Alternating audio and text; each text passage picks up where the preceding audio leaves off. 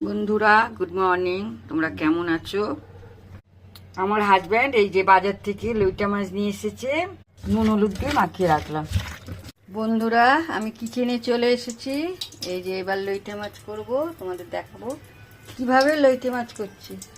তেলটা হয়ে গেছে, দেখো এই যে ময়দার প্রলেপ দিয়ে একটা একটা করে মাছ ছাড়বো।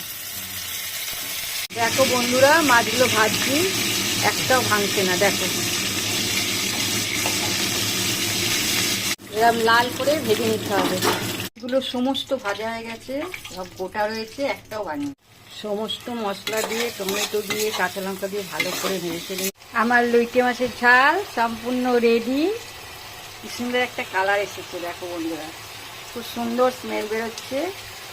তোমরা কে কে লইটে মাছের ঝাল খেতে ভালোবাসো অবশ্যই কমেন্টে জানাবে।